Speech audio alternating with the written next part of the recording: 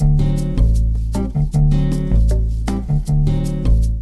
I'm Jervis Lewis, and in this 4-part video course I'm going to show you how to create a searchable table view in iOS 9 with Xcode 7.1. The app that we're going to build is going to look a little bit something like this. So you have a box standard table view here, and you have a search button, and if someone presses it you can type some values and they will be displayed according to what the person is searching for. And then if you hit cancel, that thing goes away with a super smooth animation. And guess what? We won't have to do a thing. It's all going to happen like magic behind the scenes thanks to a new class that Apple's introduced in iOS 8 called the UISearchController. What used to be tremendous work on our behalf is now really easy to implement. And in this 4-part series, I'm going to show you how to do that.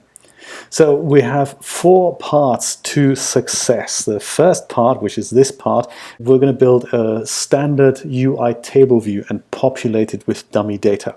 If you're unfamiliar with table views, this is a great way to get started, and it's going to be fairly easy to follow along. Part 2 is going to introduce you to the UISearchController, how to configure it with a second table view that's being put into place as soon as somebody wants to see any search results, and we're going to initialize that class and bring it up by the end of part 2. You'll be able to do all that. It's fairly easy to do as well. Part 3 is going to get a little bit trickier because it's about filtering the data. So we're going to have one array full of dummy values, and we're going to ask that array to produce a second array according to an NSPredicate. The predicate is this magical class that filters out things from one array and can be used to create another array. And by the end of part 3, we're going to know how that works. By the end of part 4, we know how to communicate those search results, the filtered array, to a second table view by the magic of key value observing. Sounds interesting? Let's delve right in. Know though that parts 2, 3, and 4 are for members of my iOS Dev Diary only. Part 1 is for free, but you can join for a nominal fee, and I'll be very happy when you do. The tools we use are Xcode 7.1. It's just come out for general release anyway. We've had it as beta for a while.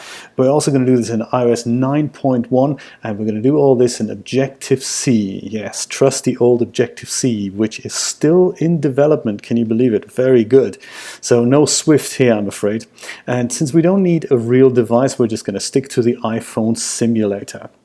Great, let's hack some code and see how to populate a searchable table view in iOS 9. Let's start by opening Xcode and creating a brand new Xcode project. I'm going to use an iOS application, a single view application template, and I'm going to call it Table Search. No core data required. This is just a simple demo, so we'll keep it, keep it as simple as possible. Whack it on the desktop.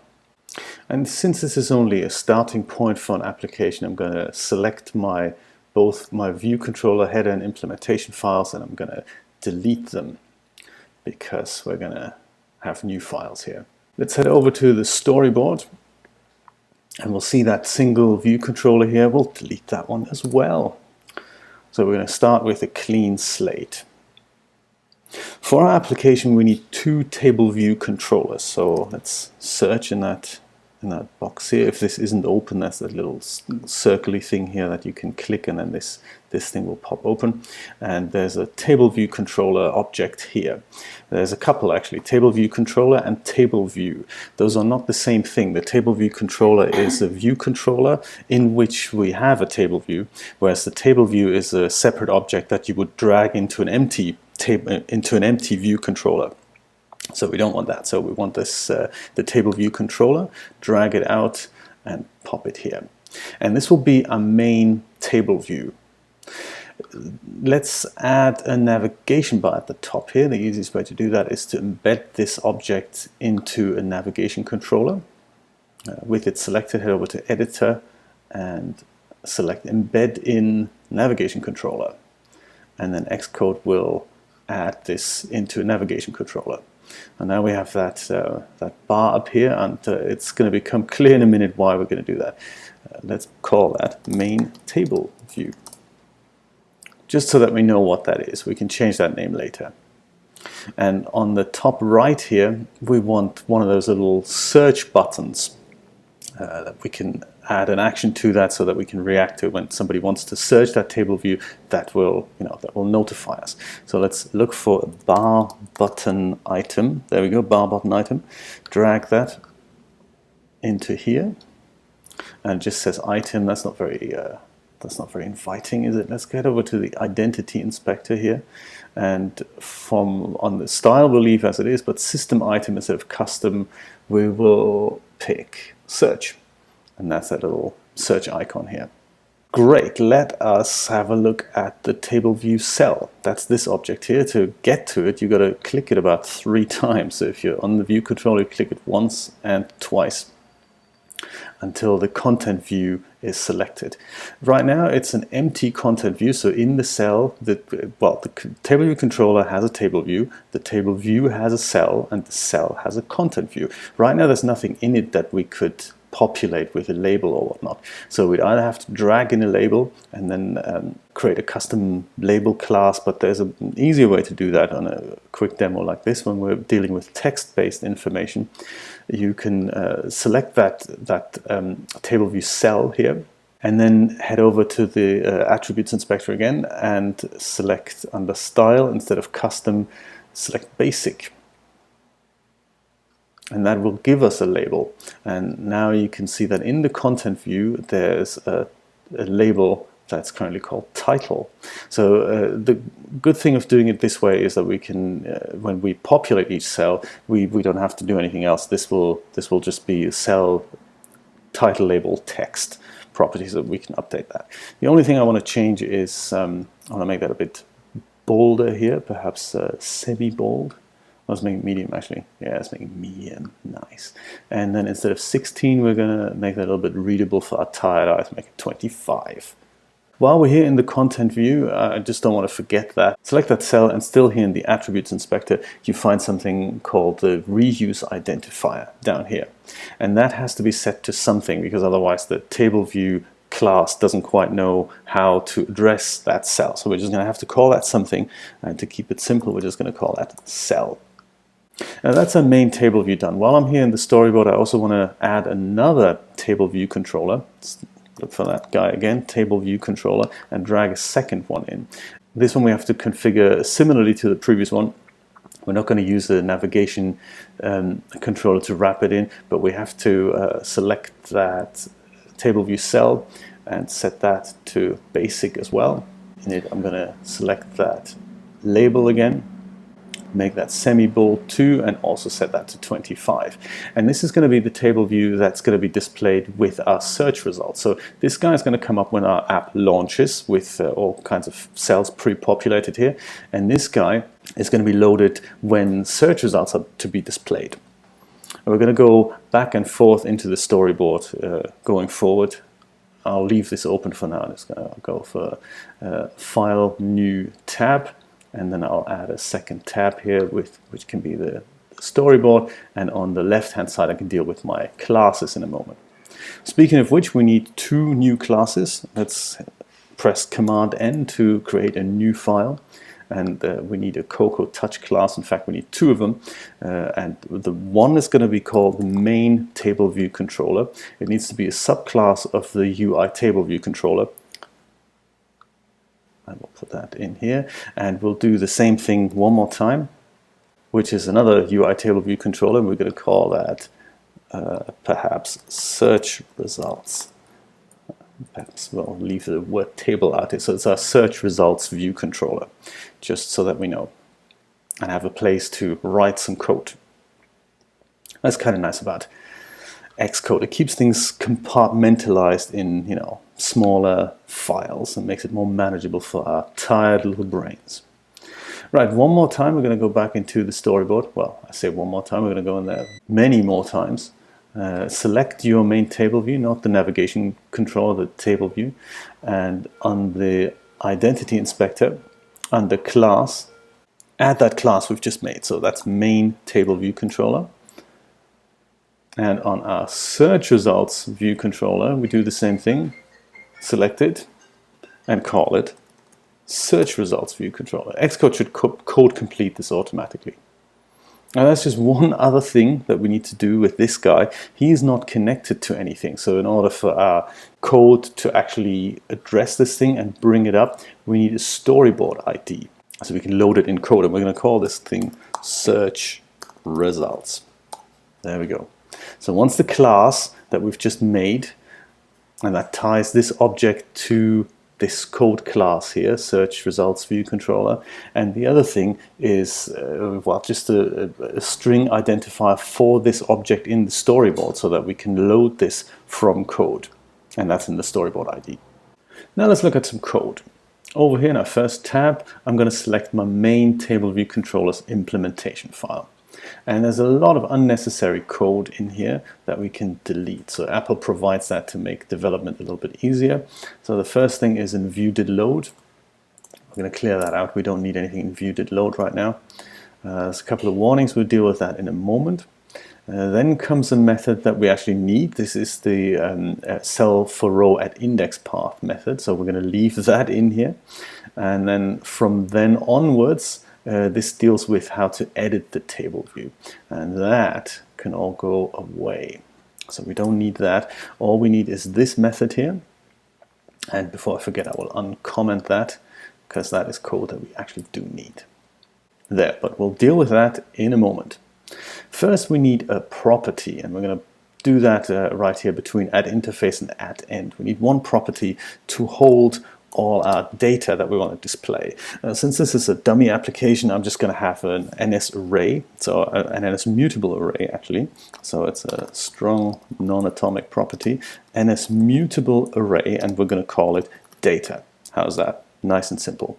And that will hold all the values of, well, the numbers 1 to 30 or 40 or 20 or however many we want to produce. And in order to populate and initialize that array, we're going to use a custom initializer. Right here, and underneath did receive memory warning is a good place for that. And you can start a custom initializer always by typing the minus sign, and then just start typing the name of your property. So for example, data. There we go, that comes up, mutable array data and the data indexes. We don't need that. We need the top one here. Very easy. And a custom initializer will return this initialized array. So we're going to ask if that variable does not exist, then create it. And we'll do that in the simplest form by just allocating and initting that property. And then in the end, we're going to return that initialized property. So if it doesn't exist, it's being created with whatever we're doing here, and if it does exist, then it'll just be returned, so it doesn't get initialized more than once. Okay, so in here, let's do a couple of other things. Let's create that dummy data that I was talking about. So one easy trick to do that is to use a number formatter. I'll just call it formatter. And that formatter number style is going to be something exciting. It's called the NSNumber formatter spellout style. And that will spell out any number we give it in the current locale. So if it contains the number 23, then it will translate that into spelled out 20-3 in English. Or if you're using the French locale, it'll be, well, whatever the word for 23 is in French. I'm not good at French, I'm sorry. Now that we have that number formatter, let's create a simple for loop. We use an integer I, and we start that with 0. The condition is if I is smaller than 30, we're going to increment I by 1. So in here is where the magic happens. First we'll create an NSNumber object, because that's what the formatter needs. So we'll say this number with int I. So this will give us an NSNumber object from this integer, which is tracking whatever this number is times 30, so 0, 1, 2, 3, 4, 5, and so forth. And then we're going to create an NSString object of this, call it spelled out number, and in that we will utilize our formatter string with number, and that's why we need that number object, this number. Okay, and now that we have that string, we can add it to our data array. So we'll say data add object spelled out number. That should take care of that, and that should initialize our array with the spelled out variations of 30 numbers. If you need more or less, just change this number up here and to 5,000 if you like, and then you can test when your iOS device actually gets slow. How many records can you display comfortably without the user experience suffering there? Very cool. Okay, let me collapse all my methods here and then start populating the table view with that data. So the table view has two sections here, which we're being given by the code here from Xcode. Thank you, Apple, very nice. And then number of sections in table view and number of rows in section. So the first one here, it has a warning here by default. That's just reminding us that we need to do something about this. Incomplete implementation, we can delete that line altogether. And all we need to do here is return the number of sections in the table view. So we only have one, so that's very easy. We'll just return one. And more complex table views, they can be grouped and they can have more sections. But we're going to keep it simple. We only have one section. And the second one is a bit more interesting. It's the number of rows in this current section. So again, take out the warning message here and return however many values we have in our data array. So in case we ever change that value up in the custom initializer, we can just return self data count, and then that automatically updates. So if we ever change this value here and we want to display 3,000 cells, then we only need to change that in one place, and the table view will now know that it's going to be 3,000 cells that need to be displayed here. Just in case you're new to this and you get confused why I'm using the underscore here and why I'm using self.data over here, that has to do with the fact that this is a variable, whereas this is a pointer. So the variable is only used in the custom initializer before that getter and setter method is created. That's what the custom initializer does. And once that is done, I can access the setter method rather than the actual variable. So I could also go and do this, so underscore data, but I will not do that because that's not the Apple recommended way. So self.data once the array has been initialized. Okay, so the last thing we need to do is tell the table view in each cell the value that needs to be displayed, and that is the method I uncommented here earlier. That is the table view cell for row at index path method. Let's open that up, and one thing that we need to do is give this this cell the reuse identifier, and that's the one that's currently giving me a warning here. Do you remember that's the one that we set to cell? So it's just a string, and we'll call it cell. That's the one that corresponds to the cell object in the storyboard. And the reason for this is that it's for performance reasons, really. When you have 3,000 values to display, then iOS won't create 3,000 cells. It'll create as many cells as fit on to your screen, which is about 12, 14, something like that. One that scrolls off the screen, one that comes into view at the bottom, and then only the values of those cell objects are changed, so that we don't have 3,000 cells. That'll be a lot of memory overhead.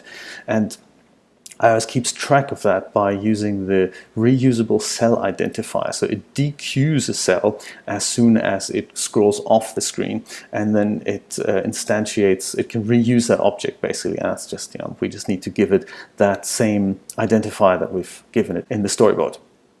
Now configure the cell. This is much easier. We have a cell object here, and because we've selected the basic style, we have this title label come in, so we can speak to that. So cell, text label, and it's a UI label, it has a text property, and that can be populated with our self data object at index path dot row. Okay, maybe that sounds a little bit crazy here, but the cell object has a text label, the text label has a text property, and that is what's displayed on that cell.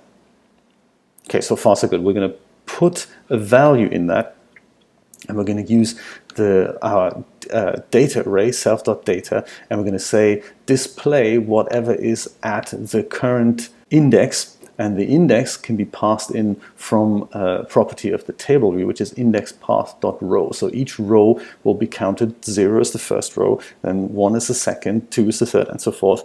And we just take that value and say whatever is at that position in our array will be coming out of that data array and will be put into the text label of the cell. And then all we do is return the cell, and that should do the trick. So this, if I run this application now, in theory, it should display as a properly populated table view. I have a feeling it won't be, but let's try this out on our trusty old iPhone 5S, only because it fits better on my screen here.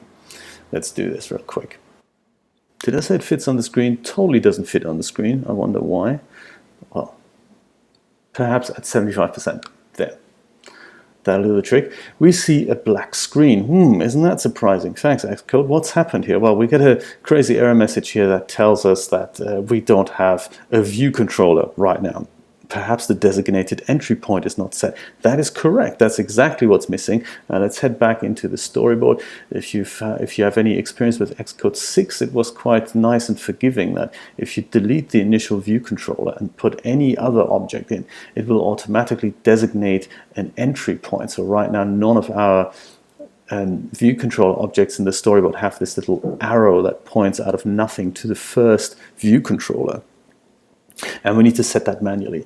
Now, technically, it's the navigation controller that needs to be displayed, and he then in return displays our table view controller. So let's select that. And in the attributes inspector here, we have a setting here that's under view controller is initial view controller. It used to be set automatically, but that's a feature that's been kind of switched off. So, it's an easy thing to forget. If you do delete that initial view controller, that template gives you, that arrow will also disappear and never come back. So as soon as we set that and run the app again, we should now see a properly populated table view. And we do indeed. 0, 1, 2, 3, 4, 5, and so forth up until 29. So we get displayed 0 to 29. And just to prove a point, if we go back into our custom initializer method, this is where we're saying how many cells are, well, how much data is being generated. Let's generate 300 values and run that app again. And see what happens now. We have a lot more values to play with and search through. I'll let you explore this at your own leisure. Perhaps I'll switch it back to 30 because that's just enough. Now, all right, we've populated our table view in this first part of the video. In the second part, we're going to see how we can make it happen that if we click that little search icon here, that table view will be searched. The second part is only available to the members of the iOS Dev Diary. You can join now and see the second part of the video for a nominal fee. It'll make me very happy if you do, and why don't I see you on the other side.